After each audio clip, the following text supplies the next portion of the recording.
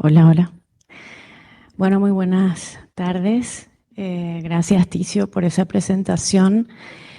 Yo estoy sumamente complacida y feliz de estar acá y también agradezco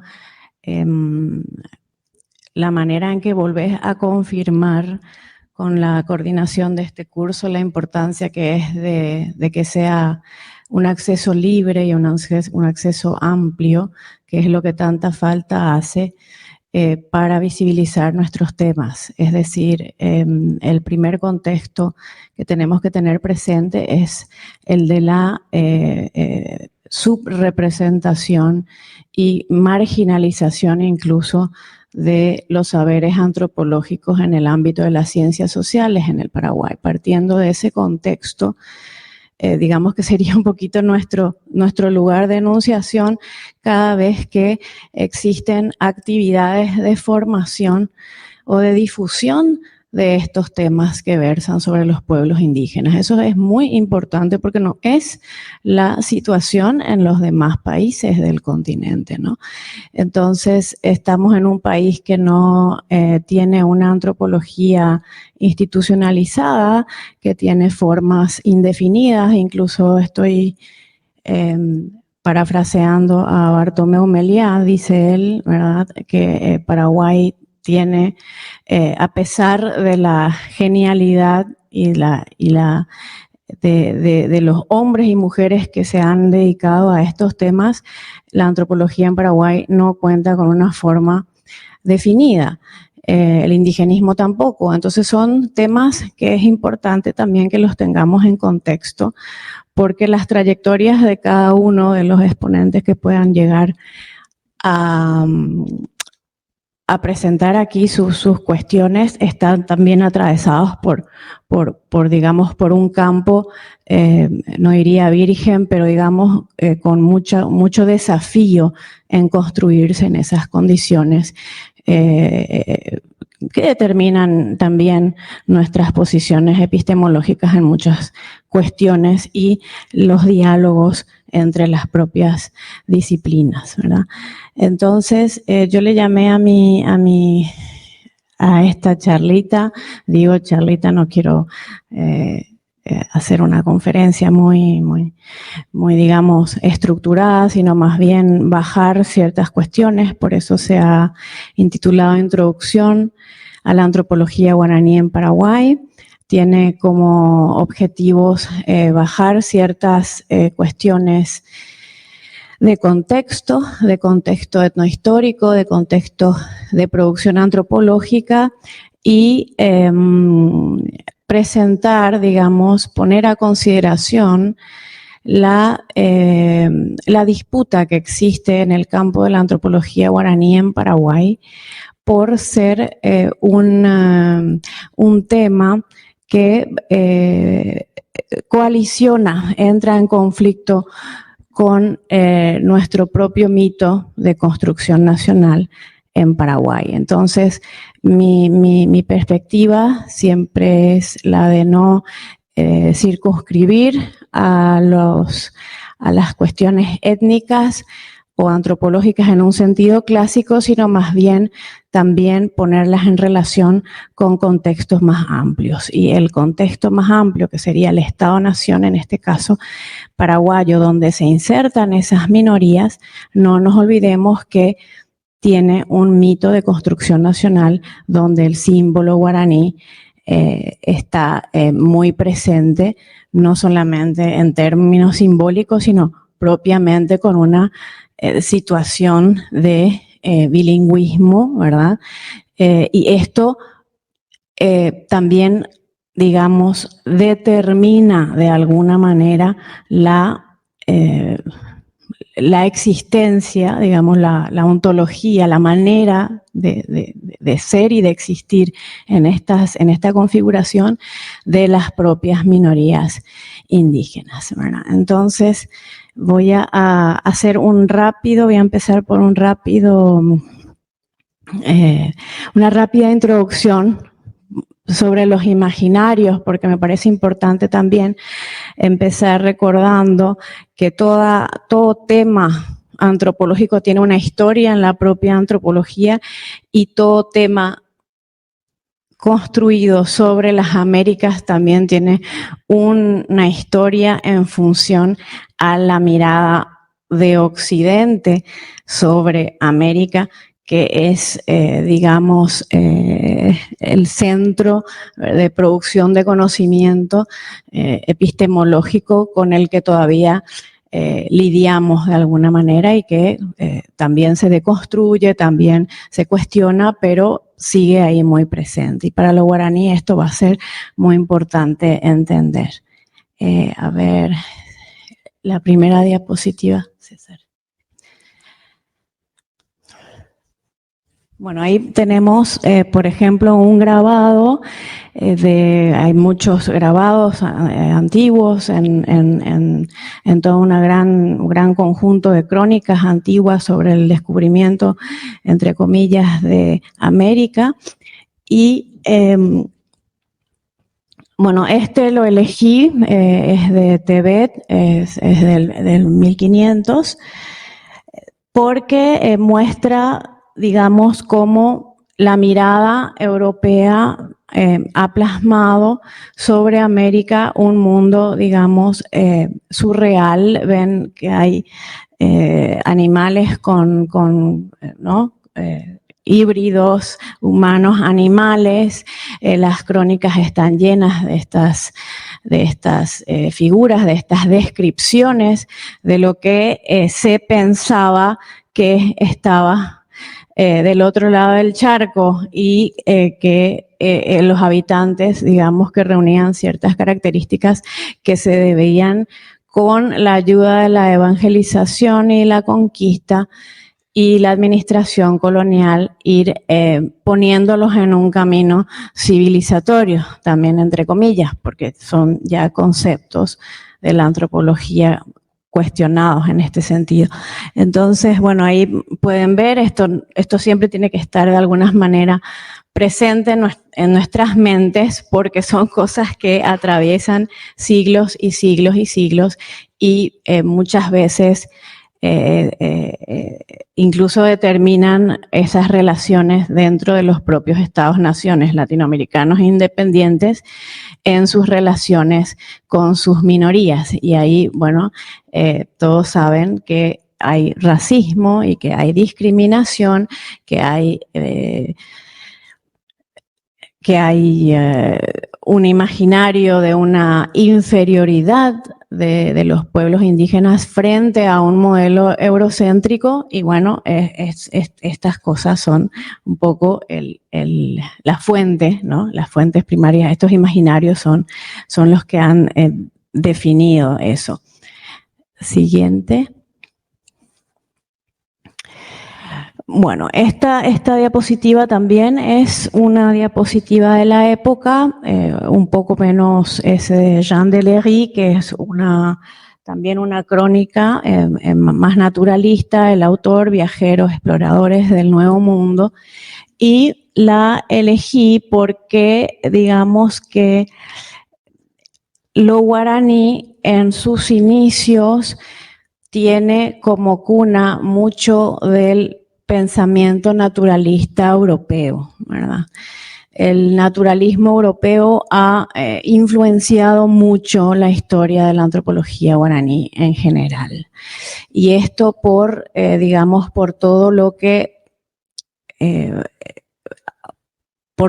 está asociado con ese naturalismo. Con ese naturalismo está asociado también las prácticas antropofágicas, el imaginario del caníbal, todas cuestiones muy tupíes, muy de cuestiones de imágenes de los pueblos tupí guaraníes en el continente, y el naturalismo está muy presente. También con él la relación con la naturaleza.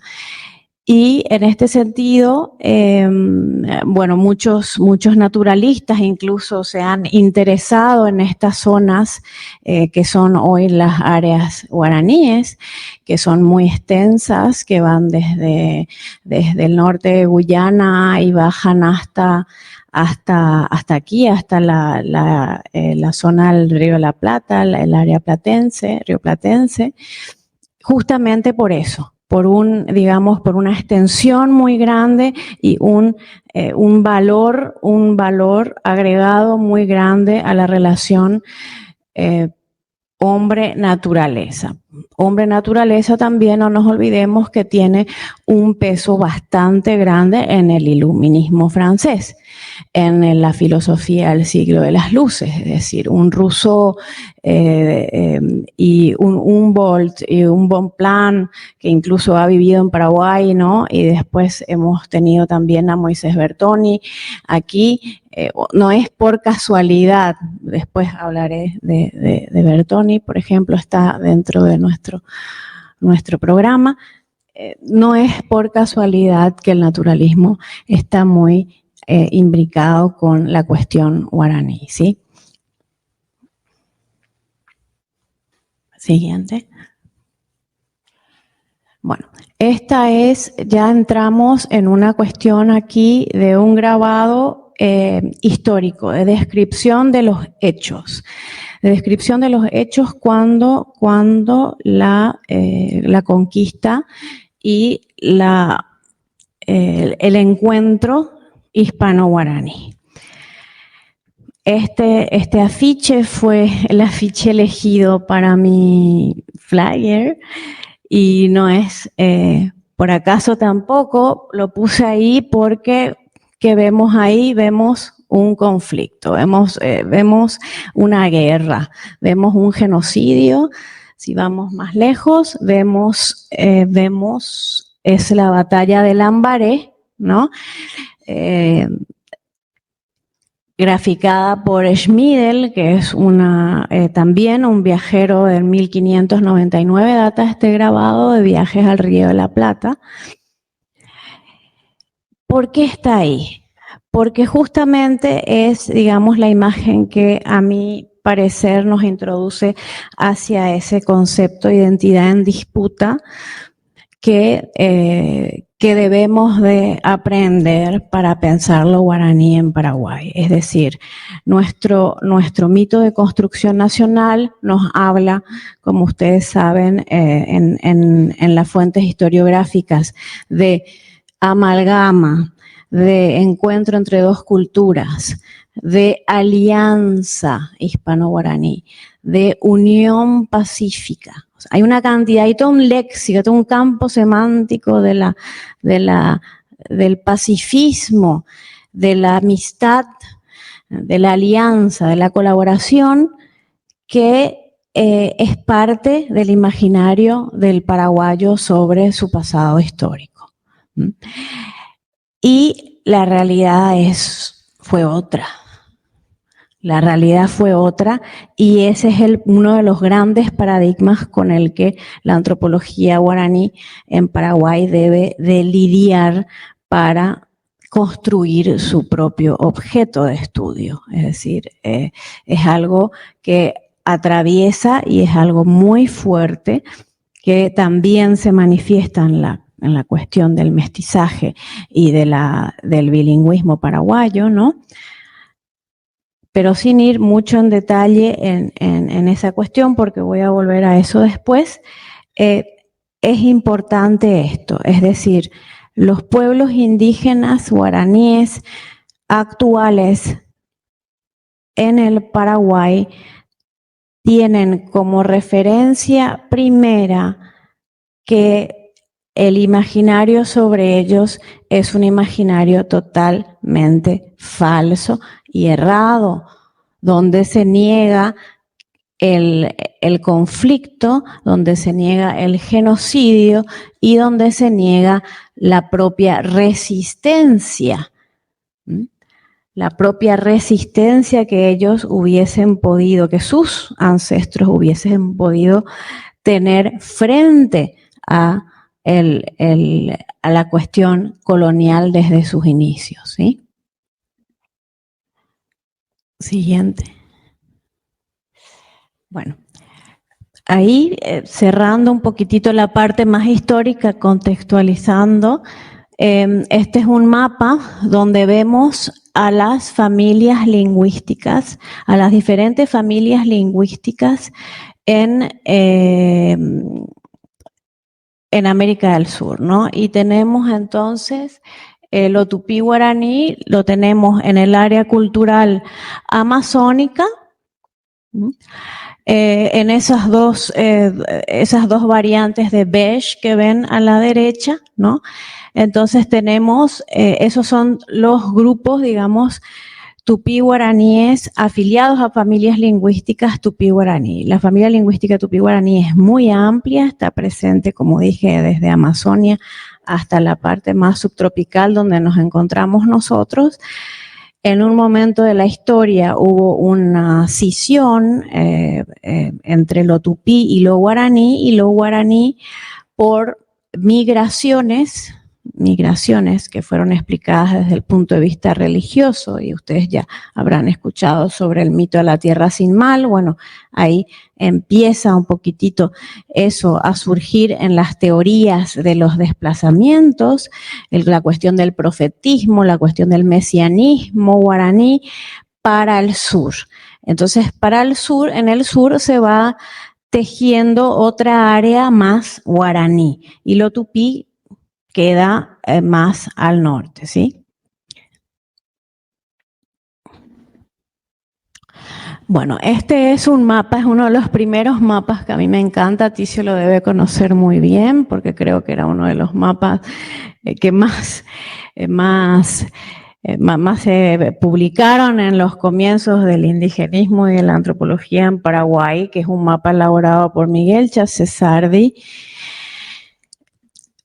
clásico, clásico y de la época. A mí me encanta. Bueno, es un mapa de las diferentes etnias, en el Paraguay. Hoy están identificados 19 pueblos pertenecientes a 4 familias lingüísticas, y de una de ellas es la que estamos hablando hoy, que es la familia lingüística tupí guaraní, que contiene a su vez 5 pueblos dentro, ¿sí?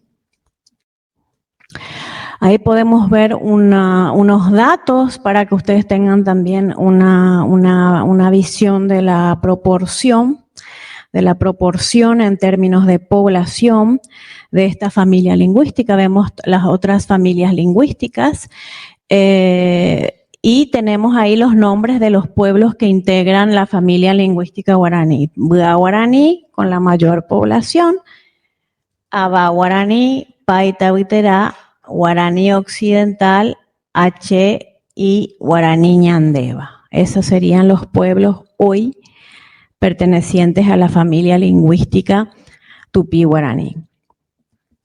Y luego están los pueblos de las demás familias lingüísticas, ¿sí? Entonces vemos una gran predominancia de la población guaraní por encima de la población de los demás grupos lingüísticos. Y ellos están concentrados mayoritariamente en la región oriental, con 2 presencias en el Chaco, ¿verdad?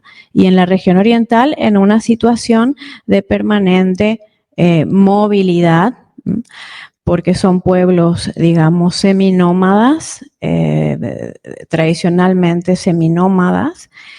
El pueblo H, cuya afiliación con la familia lingüística tupí guaraní no es todavía un consenso 100%, es un pueblo cazador-recolector. Voy a hablar también de ese pueblo un poquito después. pero digamos que en su mayoría son pueblos con que practican medios de subsistencia itinerantes, horticultura itinerante, caza, pesca, colecta, y que necesitan de un territorio lo suficientemente amplio para poder circular con esas técnicas de subsistencia, ¿sí? Bueno, ahí podemos ver en el continente, no están los H justamente, porque es un mapa elaborado en Brasil, entonces ahí ven que no hay un consenso sobre la cuestión H todavía, pero ese es un tema larguísimo.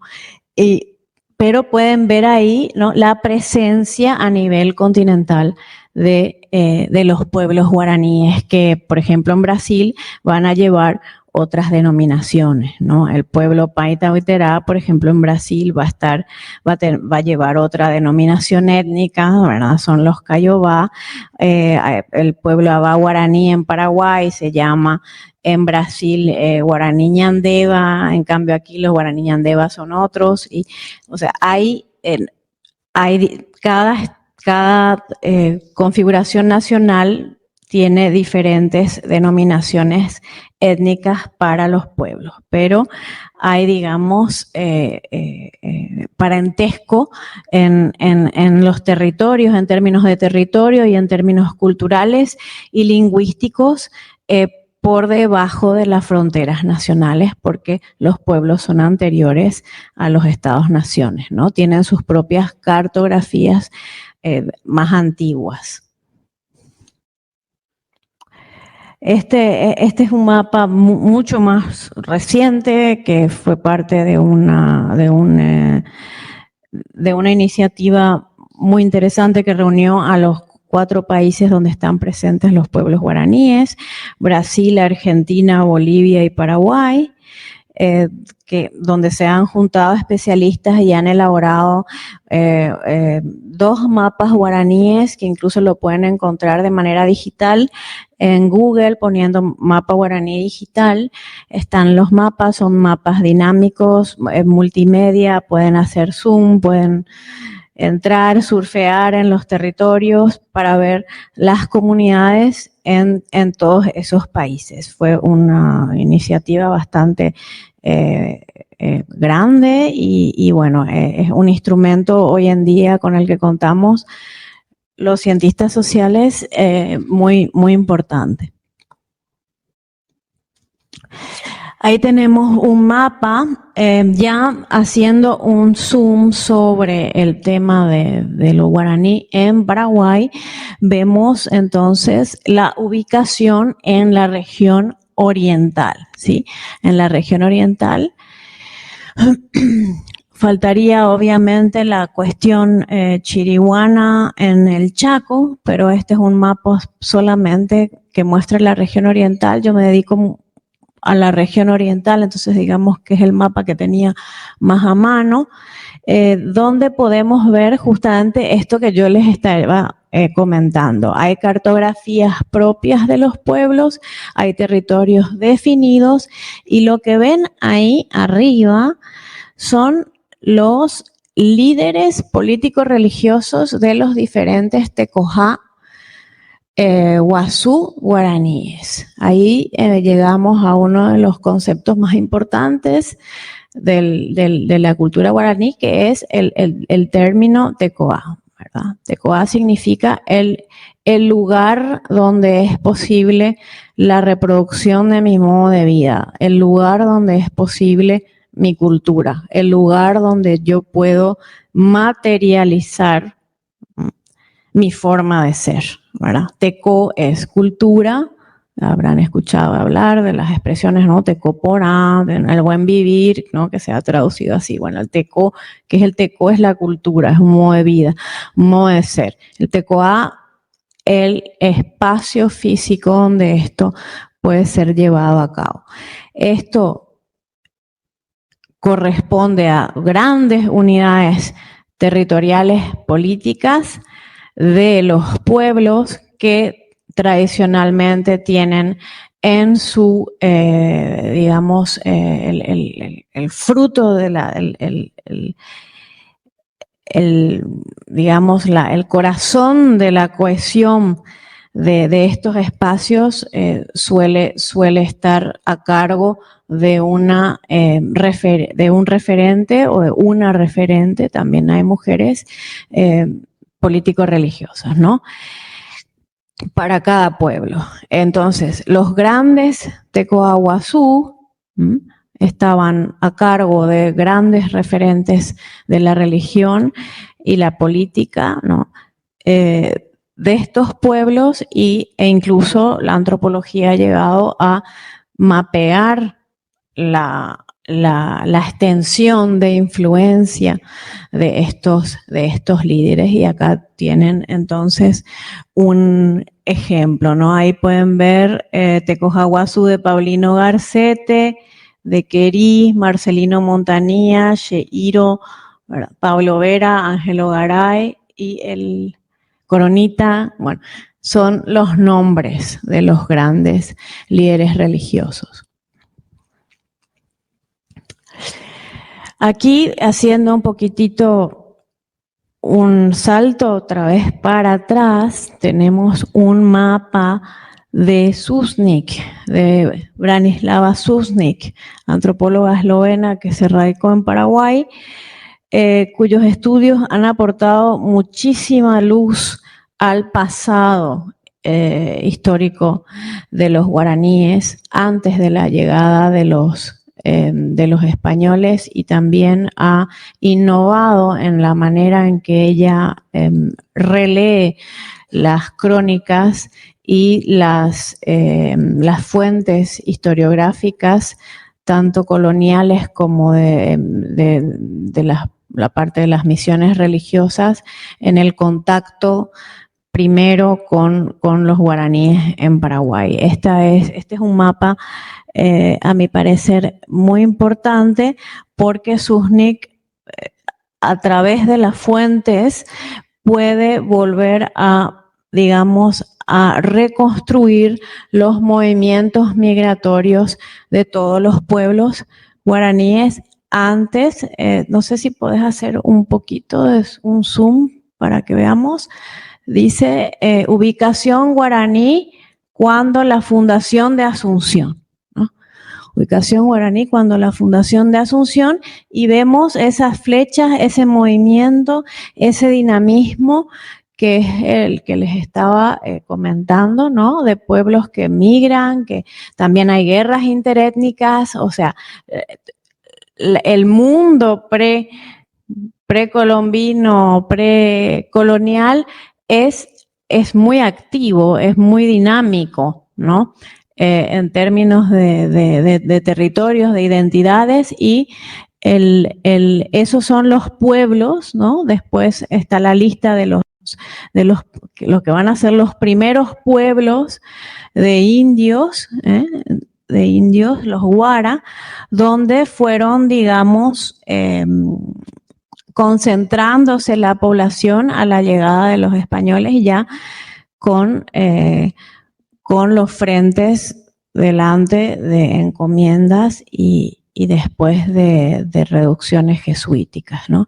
Entonces, este mapa también lo elegí porque es uno de los pocos mapas que muestra, digamos, que muestra gráficamente que el mundo precolonial no es un mundo estático, no es un mundo donde no estaban pasando cosas, donde las identidades no estaban en fricción, ¿no? Sino que la identidad es una cuestión de fronteras étnicas que se van, digamos, delineando permanentemente según la interacción que uno tenga enfrente, ¿sí? Y Susnik, en estas lecturas, que son lecturas ya etnohistóricas, muy diferentes a las lecturas históricas de esa historiografía más oficial, esa historiografía más clásica que les comenté al comienzo, ahí ella corta y muestra una lectura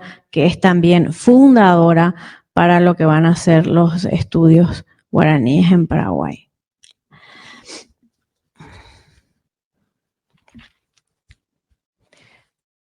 Hasta ahí, no sé si hay alguna pregunta hasta ahí, porque ahora voy a...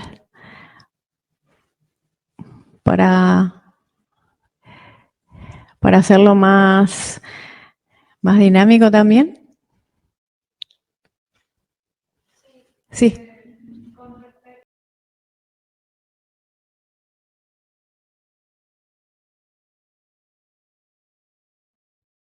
Sí, sí, hay mucho de eso mencionado en en descripciones históricas, por ejemplo, la pelea con los guaycurúes por el control del río Paraguay, ¿no? La riba derecha, digamos, de los carios frente a los guaycurúes canoeros, ¿verdad? Ambos pueblos canoeros en la época que se disputaban el control de las aguas, sobre todo el río Paraguay, que digamos representa una frontera muy grande interétnica, mucho más que los otros ríos, porque el Paraná, digamos que pero atraviesa finalmente en un mundo guaraní, ¿verdad? Y en un mundo subtropical. En cambio, el Paraguay sí opera un cambio de ecosistema bastante grande y ahí entonces sí hay zonas así donde las guerras interétnicas eran muy significativas y están registradas en relatos, sí. ¿Alguien más?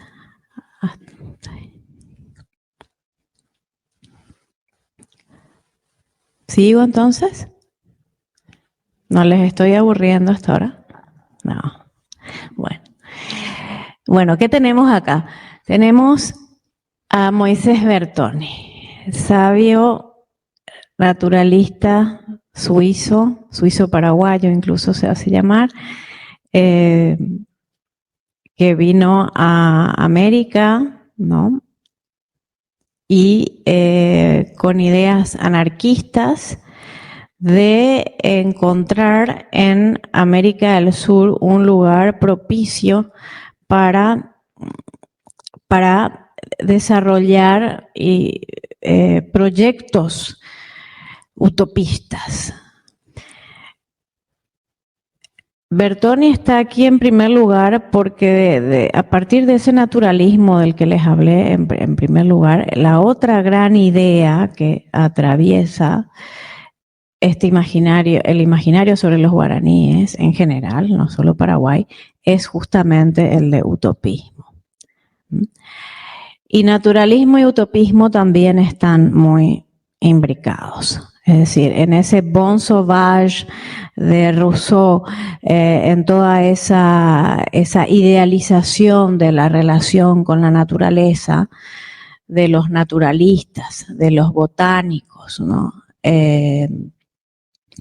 Está esa idea, digamos, muy presente de que el mundo está cambiando a partir del descubrimiento y qué hacemos con esos nuevos territorios y con ese otro que no sabemos qué nos va a deparar, ¿verdad? Entonces, bueno, el imaginario, ¿no? occidental va superponiendo todos los prejuicios, preconceptos y todo lo peor, ¿no? Hay que civilizarlos, están con el demonio, no tienen Estado, hay que ponerles Estado, no tienen Dios, hay que ponerles Dios, ¿no?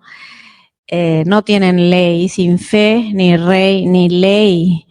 Dice una de las crónicas más importantes que describe a los pueblos de América, ¿no? Son pueblos sin fe, ni ley, ni rey.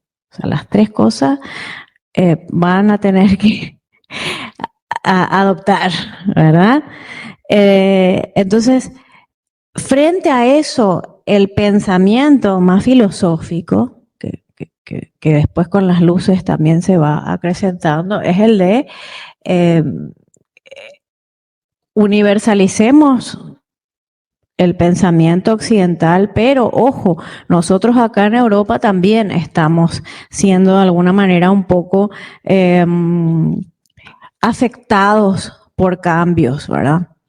Empiezan cambios ahí, empiezan guerras de religiones importantes, entonces hay nuevos enfoques sobre la relación hombre-naturaleza, también sobre la responsabilidad individual, la propia idea protestante que niega la importancia o la intermediación de un dogma como el católico. No necesitamos, yo puedo conectarme directamente con la creencia a través de la fe, no necesito todos los sacramentos, todas esas, digamos, guerras internas en el pensamiento occidental tienen también una influencia sobre la mirada hacia el nuevo mundo, ¿sí?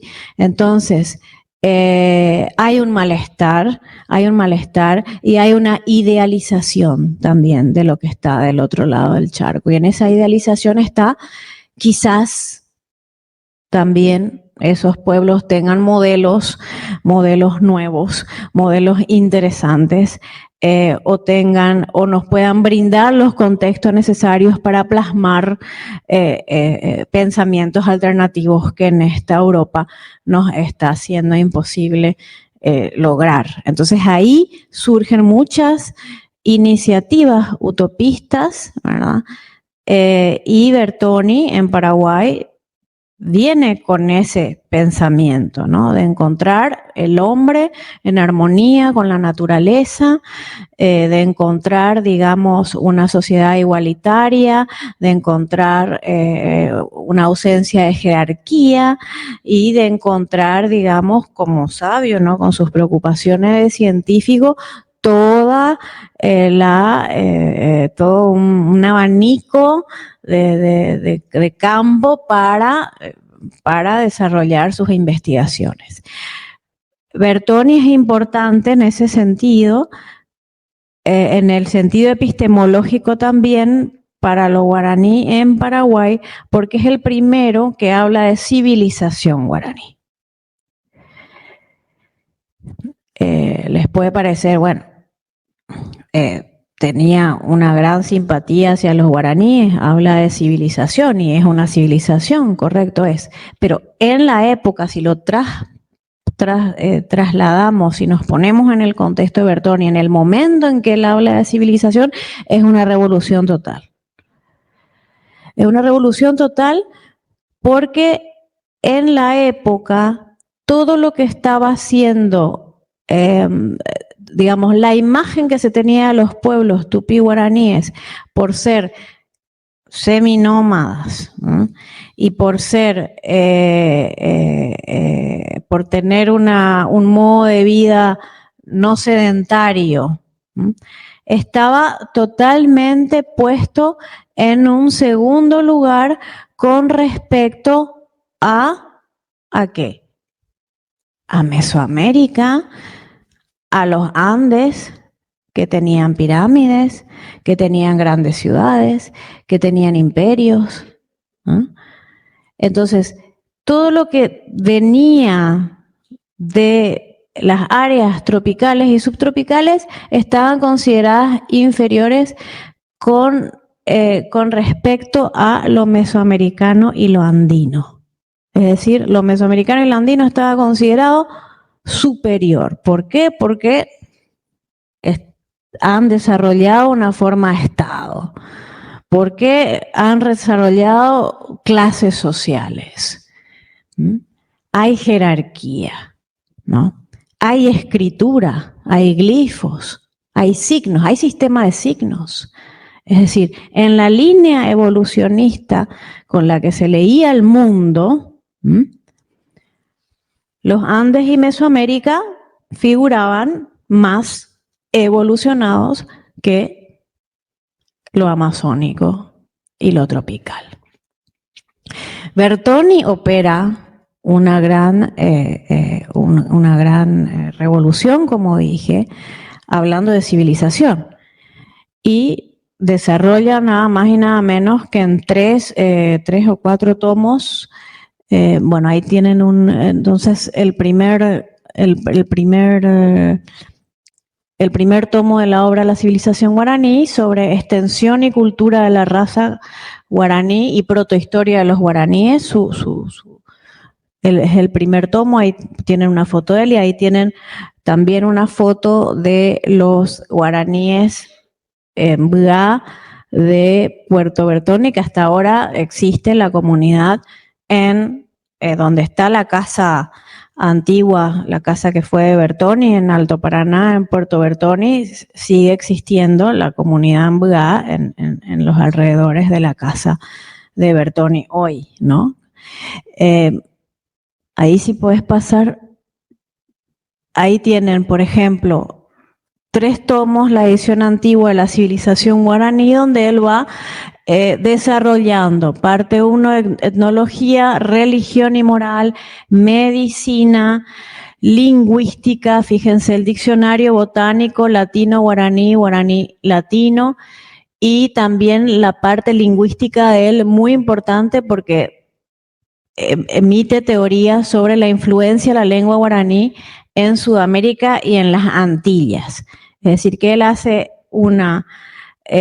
digamos que va a articular sus estudios de botánica con la cuestión etnológica a través del estudio de la lengua. ¿Por qué? Porque desde todo el conocimiento sobre plantas y especies nativas de América del Sur están sumamente influenciadas en la construcción de las palabras por términos tupí-guaraní, ¿no? Y hasta ahora sabemos en Brasil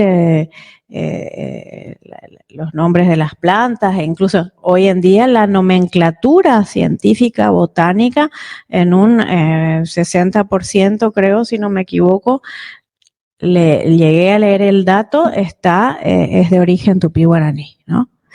Entonces, ahí otra vez presente esta cuestión, ¿no? De la naturaleza, de la cultura, ¿no? Manifestándose en, digamos, la manera en que este sabio plasma su mirada en Paraguay con un contacto asiduo con las comunidades, entonces con etnografía, ¿no? Por otro lado, Bertoni también es parte de un modernismo, de un novecentismo, un pensamiento novecentista que romantiza mucho la cuestión guaraní. Es decir, eso no nos tiene que sorprender en mucha bibliografía de la época. La manera en que se habla de los guaraníes, ¿no? O sea, peca todavía de tener esos pequeños resabios evolucionistas de otra manera, no tan darwinistas, pero sí muy helénicos, mucho romanticismo, por ejemplo, articular comparaciones entre los guaraníes y los griegos, o los guaraníes y los romanos, ¿no? Son cosas que ya son propias de, digamos, del contexto del pensamiento y de cómo el autor en su contexto debe de situarse con lo que se está produciendo en ese momento. Esto de civilización guaraní, por ejemplo, él se va a Río de Janeiro, la primera representación paraguaya en un congreso de americanistas se da en 1922 en Río de Janeiro. El Congreso Internacional de Americanistas es el congreso más grande, más antiguo que existe en las áreas de estudios americanistas. Se creó en 1875 y Bertoni acude recién en 1929, perdón. 1922. Cuando publica La civilización guaraní. Y causó mucha polémica porque en esos espacios había una visión mayoritaria de personas que trabajan sobre los aztecas, sobre los mayas, sobre los incas, ¿no? Y llega Bertoni hablando de guaraníes en esos términos de civilización, es decir, fueron cosas que en su momento en el ámbito de la ciencia han marcado pautas importantes. Bueno, ahí hacemos un salto bastante, no sé cómo estoy de tiempo. ¿Cómo estoy de tiempo? ¿Cómo estoy? ¿Todavía? Ah, bueno. No voy a usar todos esos 40 minutos. Voy a dejarles también hablar un poco. Pero, porque hay mucho que decir, hay muchos autores, como bien dijo Ticio, el tema es muy amplio, ¿no? Es muy amplio en todo sentido, en términos de la construcción del pensamiento antropológico, de estos contextos epistemológicos y de las situaciones presentes también a las que vamos a ir llegando. Entonces, acá tenemos la primera edición de la Ebura Pitá 1959. ¿Escucharon hablar de la Ebura Pitá? ¿Nadie escuchó hablar de la Ebura Pitá?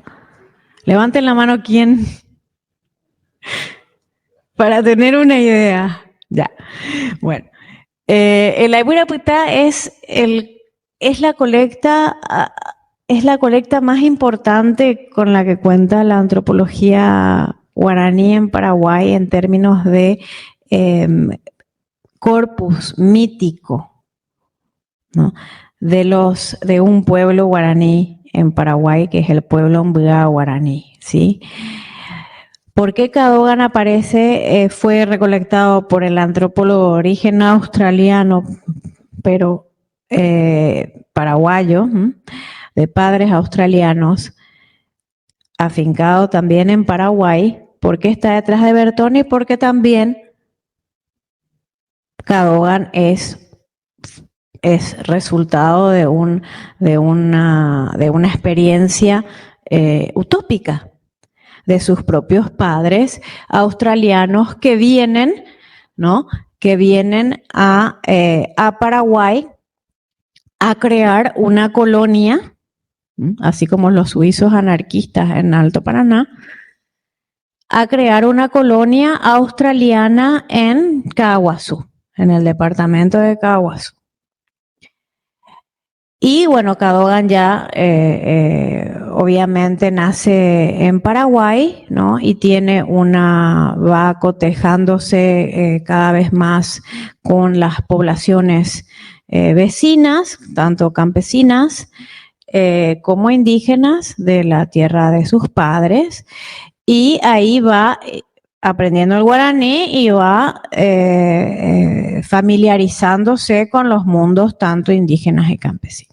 León Cadogan es el referente máximo en la antropología guaraní en Paraguay y es reconocido como tal en los otros países, siendo un total autodidacta y no habiendo terminado la secundaria. Eso es muy importante también.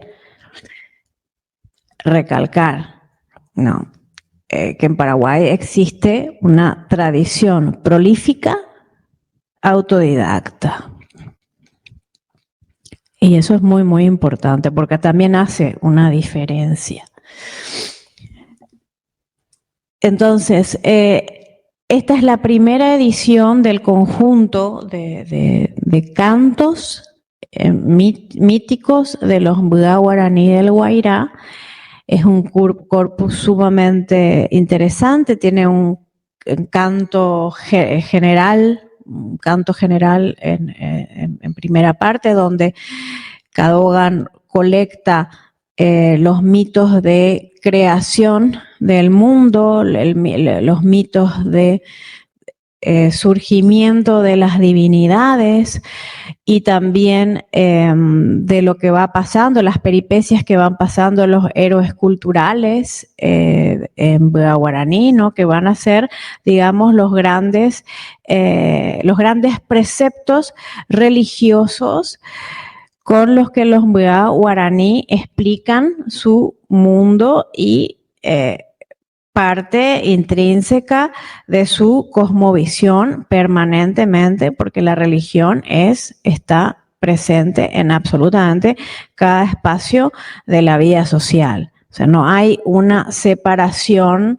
como podemos conceptualizarla en Occidente de la cuestión religiosa. Para el guaraní ya habrán escuchado también eso, que la palabra lo es absolutamente todo, en el sentido que la palabra es el soplo vital y es directamente la reproducción de cuestiones divinas transmitidas aquí en la tierra, ¿no? Los Buda creen en que todos los seres habitantes de la tierra son simplemente copias de un prototipo divino y esta cuestión religiosa para este pueblo es sumamente significativa e incluso se definen, se caracterizan los Buda por tener una actitud muy hermética frente al Paraguay. ¿Por qué? Porque el Paraguay para ellos no es una amenaza en cierto sentido a esta cohesión religiosa. La educación formal paraguaya es una amenaza. La salud es una amenaza a las prácticas chamánicas que son parte también de la práctica religiosa. Entonces, los Budas se definen, tienen esa cuestión de rechazo, de actitud hostil frente a un Estado-nación donde no ven ellos que existen canales interculturales lo suficientemente interesantes para abrir, ¿no? Para abrir. Entonces, Cadogan publica esto en Brasil, fíjense. En Brasil lo ayuda Egon Schaden, que es un antropólogo muy reconocido, especialista de los guaraníes en esos años 50 en la Universidad de San Pablo, y ayuda a Cadogan a publicar esos cantos míticos primero allá y luego se van a ir haciendo ediciones. Pero Cadogan cuenta en sus memorias que la pasó muy mal tratando de que se le dé bolilla, como se dice, con esto. Incluso lo había mostrado antes a Palavecino, creo, en Argentina, y le habían dicho, nosotros no, esto es mentira, vos estás inventándolo, no puede ser que los guaraníes tengan un pensamiento elaborado tan elaborado, no puede ser. Los otros círculos académicos no lo podían creer, no lo podían creer. No, esto lo inventaste vos, esto es literatura tuya, no es posible. Sí, es posible. ¿Por qué? De nuevo, porque estamos frente todavía a ese paradigma donde era muy difícil que para pueblos que no construyeron ciudades, que no tienen sistemas de escritura, que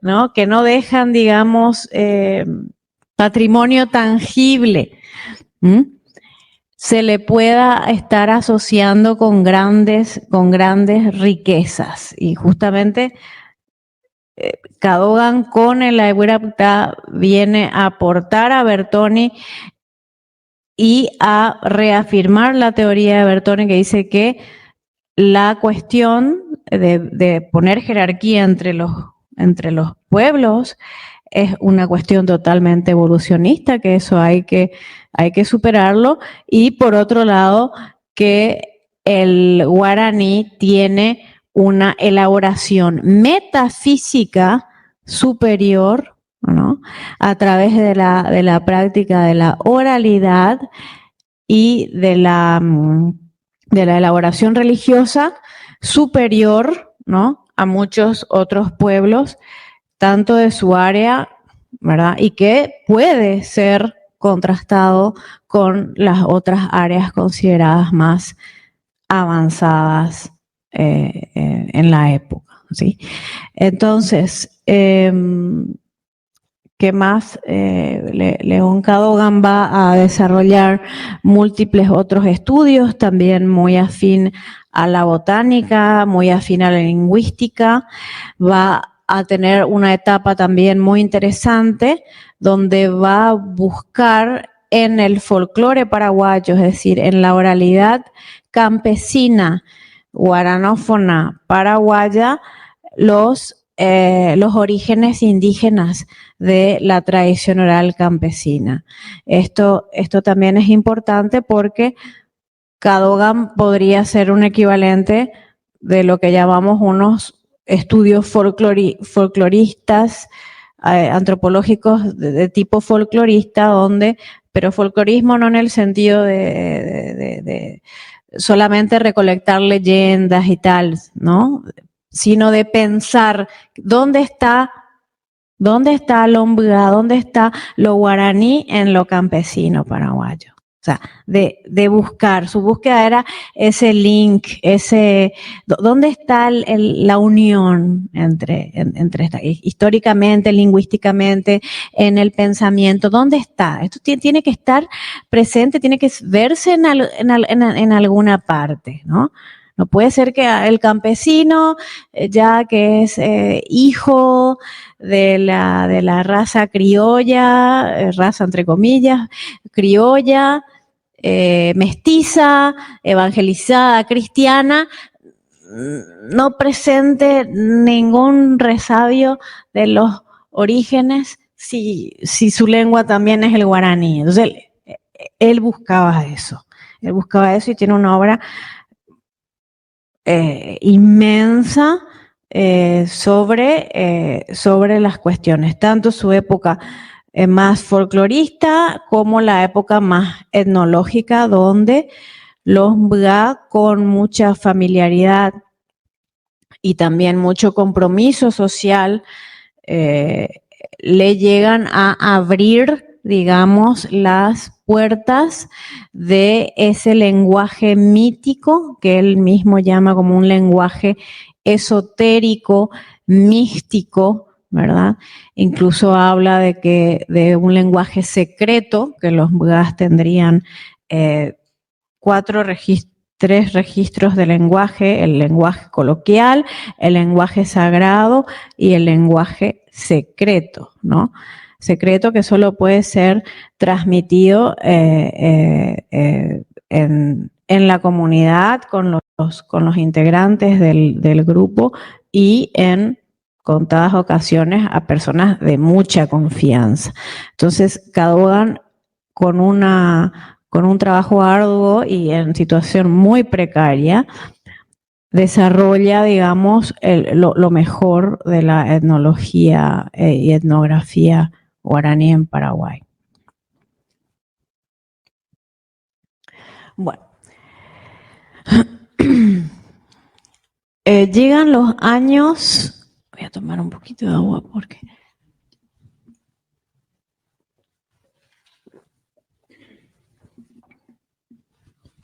Llegan años difíciles a partir de los años 50, más o menos, con la entrada de un frente pionero más violento en las tierras de la región oriental del Paraguay. ¿Qué quiero decir con frente pionero? Venta de tierras a propietarios, a élites, a propietarios parte de élites económicas y políticas, y también los pueblos aquí ya se ven, digamos, amenazados en esa subsistencia, en esos territorios extensos que vieron anteriormente en sus mapas, ¿no? Hay ya cuestiones de... va entrando la sociedad nacional de alguna manera en el interior del país, con caminos, con rutas, ¿sí? Y entonces van entrando formas de interacción, digamos, que de alguna manera pone en peligro la cohesión de los grupos, ¿verdad? ¿A qué me refiero? Ofrecimientos de trabajo remunerado, ¿no? Empieza el dinero a aparecer en las comunidades como un bien querido, deseado, ¿no? Digamos que esos pueblos que estaban hasta los años 20, 30 más o menos en relativo aislamiento en las selvas, en los bosques, ahora hay otros actores que van apareciendo ahí. Entonces, el pueblo H, que como les comenté es el pueblo cazador-recolector, ¿no? Que no conoce la horticultura itinerante como los otros guaraníes, es nómada, es nómada, permanentemente nómada, en un área extensa pero nómada, ¿no? Se manejan en pequeños grupos de no más de 10 a 15 personas que van recorriendo las selvas detrás de, digamos, los insumos para la alimentación, prácticamente. Bueno, los H fueron en el marco de esta gran configuración de Frente Pionero, con mucha también, obviamente, no olvidemos el aval, ¿no? De las ideas de progreso de la dictadura de Stroessner, empiezan a estar amenazados, ¿no? Y a ser blanco de unas iniciativas de sedentarización forzada. Es decir, la idea era integrarlos a la sociedad, sacarlos del estado salvaje, ponerlos en reservas y mandar misioneros y ahí, o sea, para que las tierras puedan ser libremente, digamos, gestionadas, vendidas, ocupadas, explotadas, ¿verdad? Porque molestaba a un grupo de grandes cazadores y recolectores con flechas y arcos de 2 metros, no. El Estado tiene que controlar, ¿no? Tiene que controlar al otro de alguna manera. Y entonces empiezan a ser una gran amenaza y empieza lo que se llama el genocidio H, el gran capítulo de todos los etnocidios que sufrió y sigue sufriendo el Paraguay, que es la caza indiscriminada al pueblo H. Ticio mismo es testimonio vivo de esas épocas de denuncias y de repercusiones de lo que estaba pasando en los departamentos de Cazapá en este sentido. Al padre Bartomeu Meliá le cuesta el exilio, la denuncia del genocidio H. Otros antropólogos también se suman. Ahí podemos citar a Munsell, a Marc Munsell y su señora. Después a los Clastres, al equipo francés que viene también a ayudar a Cadogan. Es decir, Cadogan incluso en ese momento tan comprometido como era él, es sacado de la selva a la fuerza por militares, un grupo de Hs de 10 a 15 personas, y él pide ayuda a Francia para manejar esta cuestión, porque se veía muy aislado, porque él sí estaba ahí in situ en esos lugares y también tenía un cargo en el Estado, pero que no le daba absolutamente ninguna prerrogativa para frenar este tipo de grandes procesos de centralización forzada, ¿no? Y entonces hay todo un conglomerado de antropólogos y de personas indigenistas que en ese momento se hacen eco de la situación y se llega incluso a denunciar internacionalmente el genocidio H, y que incluso ha llegado ya hasta el presente a niveles como la Comisión Interamericana de Derechos Humanos y el Tribunal de la Haya, etcétera, todo lo que ha pasado en esos años, ¿no? Entonces, acá pueden ver a Cadogan, una foto de Cadogan con su discípulo joven Bartomeu Meliá, que unos años antes ya se había presentado como joven jesuita, estudiante de lingüística, deseoso de penetrar el mundo guaraní, ¿no? Meliá fue el discípulo de León Cadogan.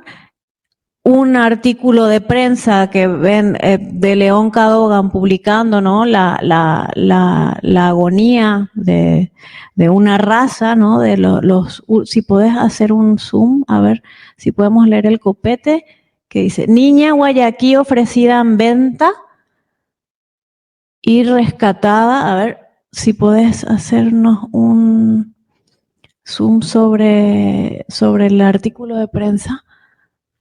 Puedes mover nomás también, César, sí.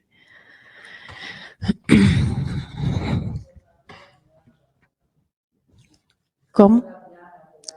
Totalmente. Sí, sí. A ver si podemos. Niña guayaquí ofrecida en venta y rescatada por la policía de Yarara. Cadogan se pasaba denunciando estas situaciones. Él tenía un cargo que se llamaba en la época curador de indios del Guairá, que era una especie de delegado de asuntos indígenas, pero con muy poca prerrogativa, pero a eso le permitía a él digamos, estar in situ y cerca de las poblaciones. Se pasaba denunciando esto. Los últimos que hice, a ver si puedes, mover nomás, si puedes. Ah, no te mueves. Ya. Dice, entonces les leo acá desde mi. Ahí está.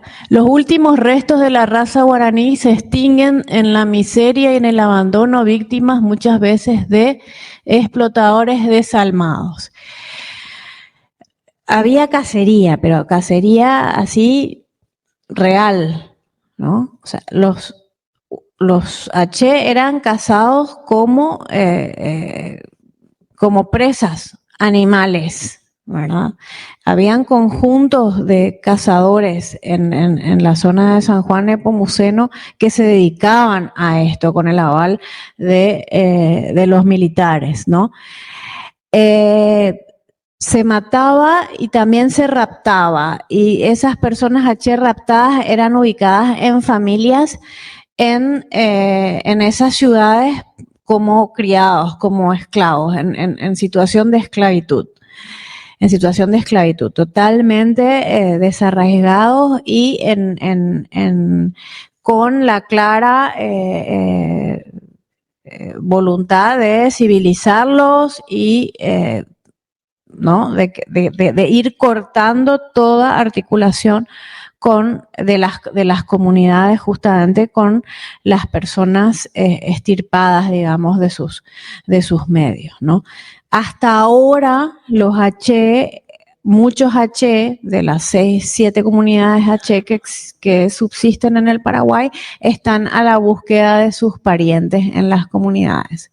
De repente saltan personas que me contactan o que yo encuentro, que me preguntan, porque también tengo algo de experiencia con el pueblo H, de ver fotos de la época y cuestiones así para ver si se pueden identificar fotos de parientes que les puedan ayudar a volver a encontrar a sus familias o a los descendientes de sus familias. En el 2008, cuando fue la audiencia pública Pueblos Indígenas y Dictadura, los H tuvieron una participación por primera vez en todas las cuestiones referentes a la Comisión Verdad y Justicia y a las acciones que se hicieron para recordar los efectos de la dictadura en Paraguay, y muchos abuelos H han declarado ahí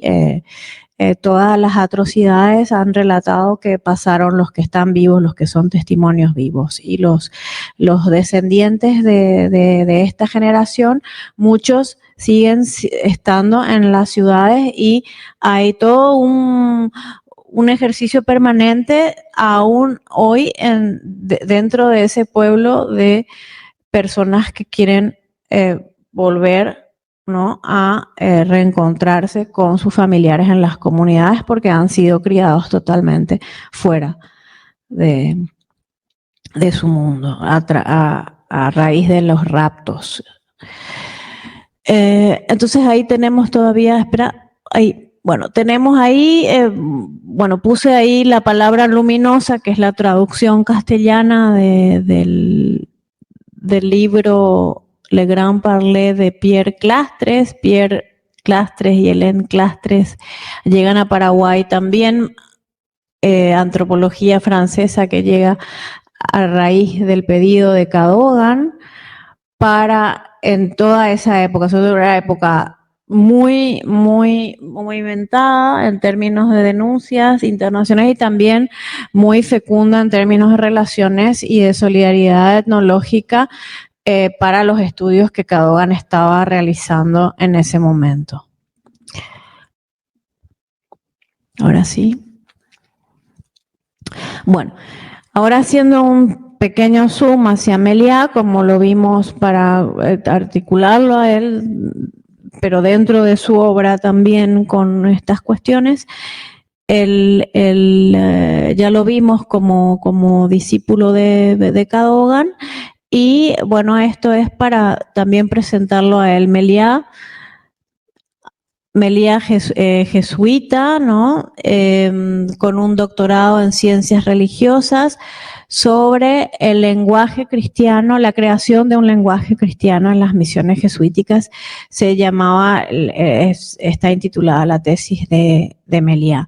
Meliá es alguien que ha, digamos, revolucionado la lectura de la historia de las misiones jesuíticas en el Paraguay, que ha desarrollado una cantidad de teorías y de postulados que sirven hasta hoy tanto en el ámbito de la defensa de la lengua guaraní, de la relectura, así un poco también como lo ha hecho Susnik de nuestra historia, y que se ha dedicado de una manera muy comprometida a los pueblos en diferentes ámbitos, en el ámbito de la educación indígena, en el ámbito de la ha rescatado y se ha ocupado de la visibilización de la propia obra de su maestro Cadogan, reeditando sus diccionarios y sus obras y sus múltiples artículos.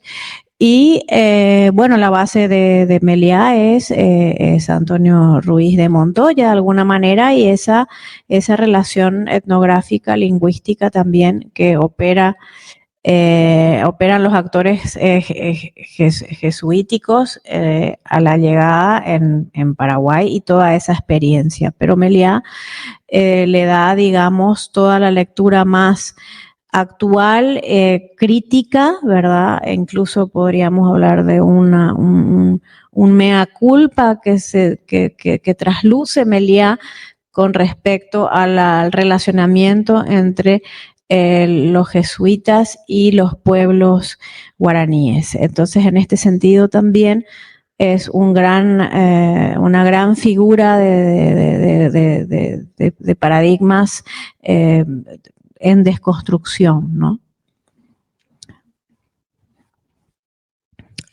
Aquí tenemos, por ejemplo, un ejemplo del libro que se saca justamente Bartomeu Meliá sobre la agonía de los H. Guayaquí, que son los cantos de los H en situación de contacto violento con la sociedad, como les relaté, hecho con Mark y Christine Munsell, que es una pareja de antropólogos alemanes que vienen al Paraguay también en esa época, y la gran denuncia de las que les comenté del genocidio la opera este documento del Indigenous World Group, no, Institute. La primera ahí es Institute of World Group Indigenous Affairs, ¿no? Ticio también es autor de otro importante número de estos grandes informes, ¿sí? Y Munsell entonces denuncia ahí lo que está pasando en el Paraguay, digamos, es el comienzo de toda esta visibilización internacional de la situación. Esto creo que hasta ahí estoy, ¿no? Ya. Bueno, entonces yo preferiría quedarme aquí para poder escuchar sus preguntas, comentarios y pasar a un momento más de intercambio. Espero que les haya gustado, que no haya sido muy pesado.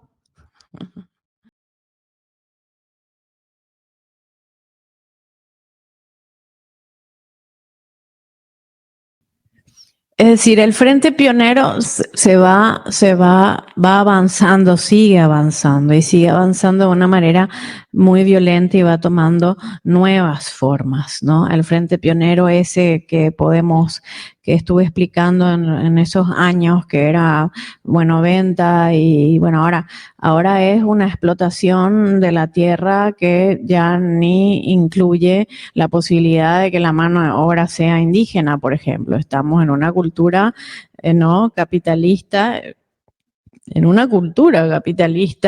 totalmente extractivista y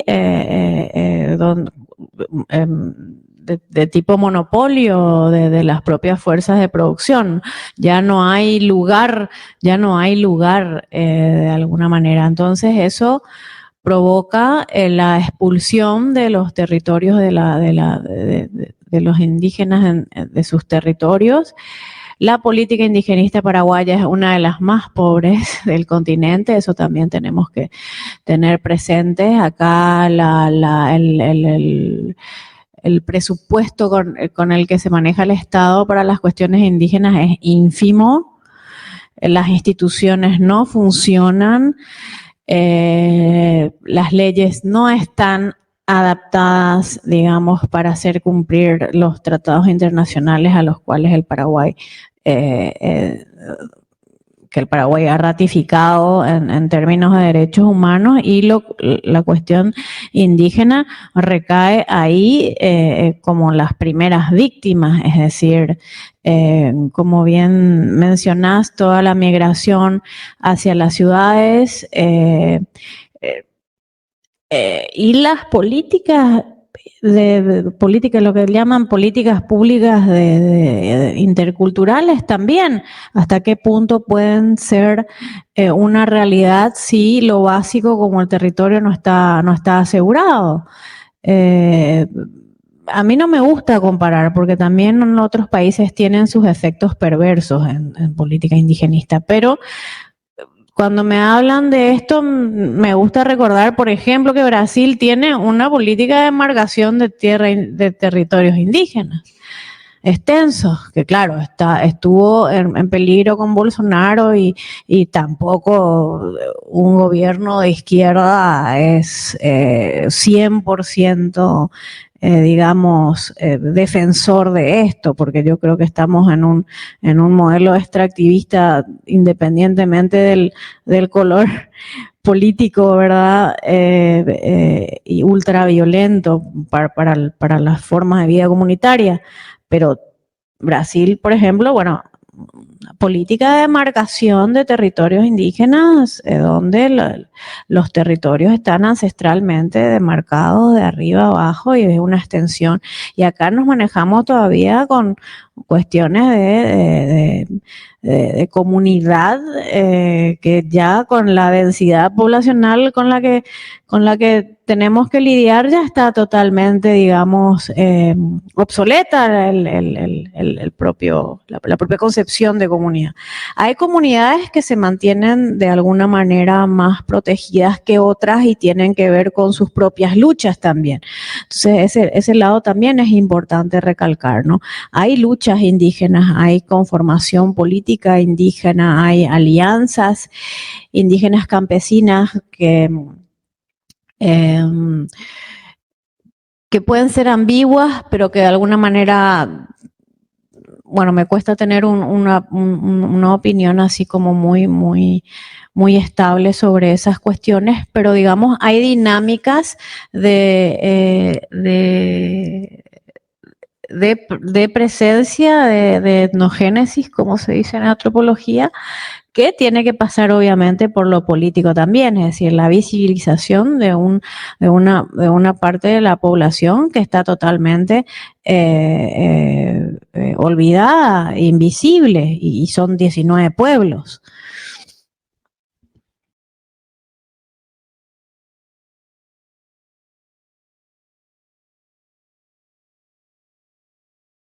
Ya.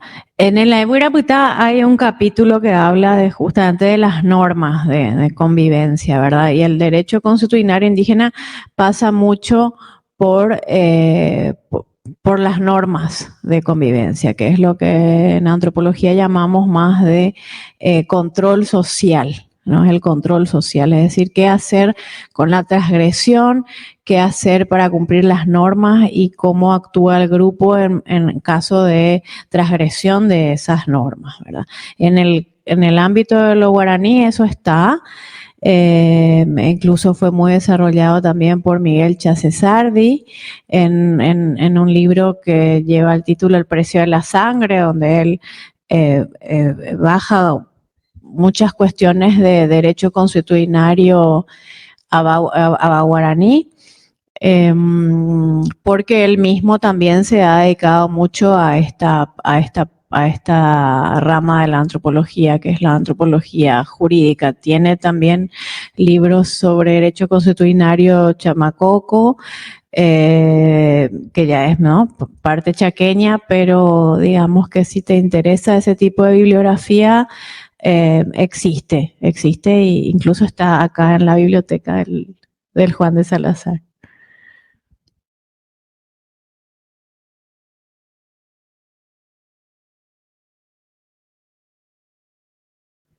Sí, el conflicto entre áreas protegidas y áreas de conservación con el derecho indígena al territorio es un conflicto en muchos lugares, ¿sí? Incluso también existe todo un conflicto entre el conservacionismo, ¿m?, el ecologismo, el conservacionismo y la cuestión justamente que plantean antropólogos, dice, bueno, conservar, pero teniendo en cuenta a los seres humanos que viven adentro de las áreas que queremos conservar o proteger. No tiene mucho sentido solamente conservar un ecosistema si estamos expulsando a las personas guardianas de ese ecosistema, a las personas que conocen ese ecosistema. Y esa discusión es una discusión que no es muy vieja, en el sentido de que cada vez más se hace más visible la importancia del conocimiento tradicional indígena para los objetivos estratégicos de la conservación. Es decir, si vos no tenés interlocutores, si vos no tenés seres humanos que puedan explicar de qué está hecho ese ecosistema, qué plantas existen ahí, para qué se usan, para qué pueden servir en términos de curación de enfermedades, etcétera. Digamos que el conocimiento ecológico conservacionista se queda corto si no se integran el conocimiento tradicional, que hoy en día es también parte de grandes luchas epistémicas en el campo de las Naciones Unidas. El patrimonio inmaterial, los conocimientos, conocimiento tradicional, traditional knowledge, son guerras que se hacen en varios niveles, desde lo más político hasta lo más local. Y en el caso que mencionás, sí, justamente es, no sé si te referís a la comunidad H. Cuetugui, que está en la reserva de Baracayú, ¿verdad? Que está administrada por la Fundación Moisés Bertoni. Fue una guerra de más de 15 años de la comunidad con la fundación para que la fundación los deje estar dentro del bosque de Baracayú, que es el bosque ancestral, pero que digamos que acepte trabajar con ellos y empezar a idear, qué sé yo, iniciativas de proyectos de desarrollo en conjunto o que mínimamente den participación en cuestiones de etnoturismo y tal, para justamente, digamos, hacer visible esa cuestión de que conservar sin seres humanos tampoco tiene sentido. Y conste que es una fundación privada y duró eso. Y el resto de las áreas conservadas en Paraguay son mayoritariamente, digamos, parte de Paraguay creo que son también, son estatales. Y ahí la visión en este sentido es prácticamente nula, ¿verdad? Y sí, es un gran problema el tema del conservacionismo y los derechos de los pueblos indígenas en los ecosistemas donde se quieren hacer áreas conservadas, protegidas.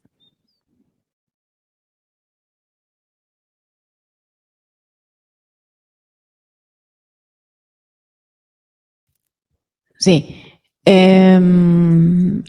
Rosicrán es parte de esa literatura nacionalista e indigenista que se dice, ¿verdad? Donde está también Eloy Fariña Núñez y otros autores, pero como señalé, Bertoni forma parte de esa generación, pero él se demarca por su cientificidad, digamos. Pero los otros, estos autores, donde está Rosicrán, Eloy Fariña Núñez, ¿verdad? Son parte de un estilo, de un género literario de elogio a lo guaraní, ¿verdad?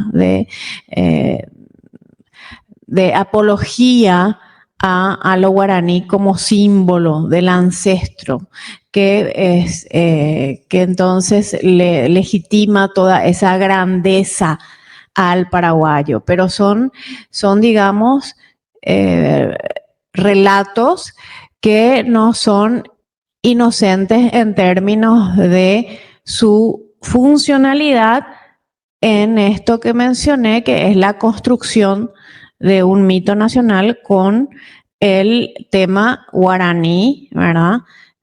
Como gran particularidad de un Paraguay que habla también guaraní. O sea, acá no es que están inventando nomás, no.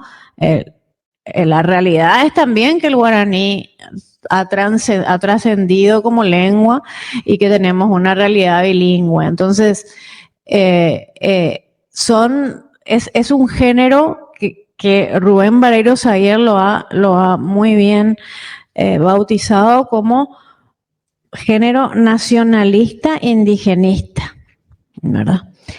Y el Aiguirapitá es ya mucho más, es posterior, pero sí es cierto que autores como Rosicrán, digamos que coinciden más con la línea de los manuales escolares y del relato historiográfico sobre el origen del Paraguay, y que pueden ser justamente dispositivos muy útiles para la reproducción de ese discurso, que no es el discurso que sale de alguna manera de toda este linaje etnológico que estuve mencionando, ¿no? Que se construye, digamos, frente a eso, ¿no? Como en respuesta a eso.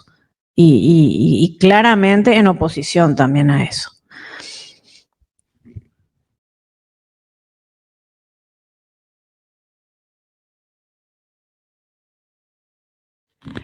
Sí, la cuestión de del concepto de civilización, Bertonis lo articula en un momento en que el darwinismo antropológico está muy puesto en causa. El darwinismo tiene que ver con esa línea de tiempo donde se van clasificando con ciertos atributos y se van ubicando las culturas de todo el mundo en una línea de progreso hacia lo que representaría Occidente. Es decir, cuando más cerca estés de tener las características que tiene Occidente, más evolucionado sos. Básicamente es eso.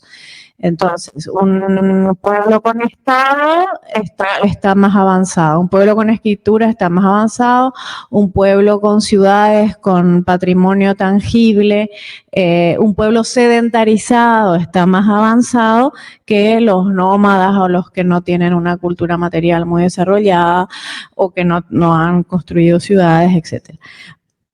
Bertoni hablando de civilización, se adhiere a la otra corriente, que son corrientes ya de especialistas en Amazonia, que también en ese momento están surgiendo en el campo de la antropología, porque en el campo de la antropología americanista podemos decir que los pioneros son los andinistas y los mayistas y ¿no?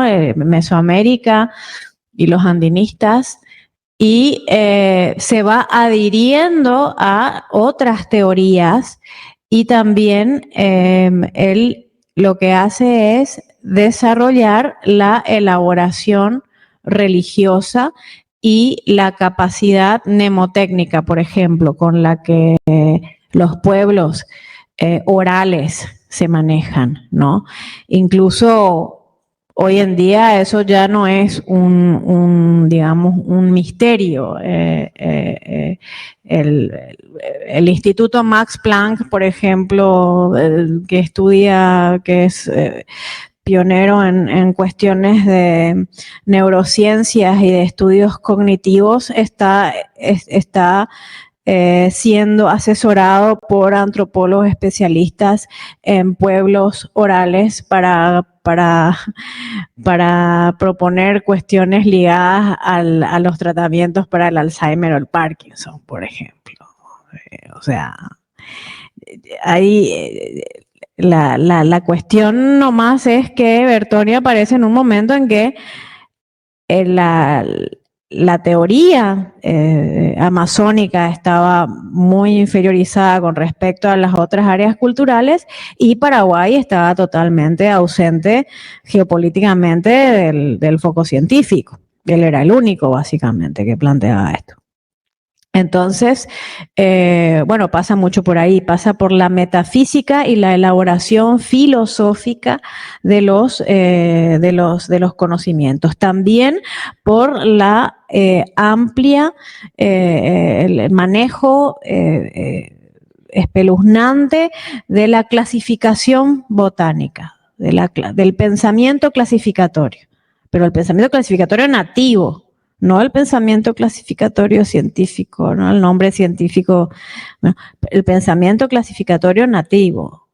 Y eso cómo Bertoni va llegando a eso por el estudio de la lengua. Es decir, para una cosa que en una lengua indoeuropea tenemos una palabra, una lengua oral amazónica tiene 7 términos. para una cosa que nosotros tenemos un término. O sea, la riqueza lingüística también, cuando se llegó a demostrar en varios estudios, va, digamos, poniendo en la balanza, no solamente va perdiendo fuerza las líneas darwinistas que ya estaban también en la propia Europa muy contestadas, ¿no? Porque la antropología, si bien nace de la colonia, muy rápidamente también eso se fue, digamos, la crítica de la crítica y la propia ciencia fue, digamos, trasladándose a otro lugar epistémico diciendo, pero tenemos nosotros que desconstruir nuestras propias categorías para poder entrar realmente en relación con ese otro, ¿no? Entonces, la religión, la medicina, las técnicas, la concepción del tiempo, la organización del tiempo para todo lo que significaba la organización económica del tiempo para las culturas, cuando uno tiene un medio de subsistencia itinerante. Son una cantidad de cuestiones que están desarrolladas en esos tomos de la civilización guaraní, que son totalmente fundadores y que sitúan al Paraguay, lo adhieren a las corrientes más vanguardistas que también quieren romper con una visión muy jerárquica europea, que finalmente se traspasa a América diciendo Mesoamérica, Andes acá y ustedes los tropicales y los subtropicales más abajo que ellos. Entonces, eso.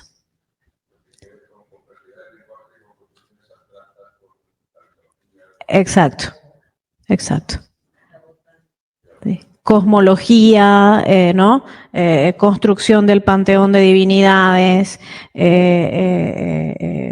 performance oral, ¿no? Tipos de registros para la expresión de la oralidad y de lo mítico. Sí, sí.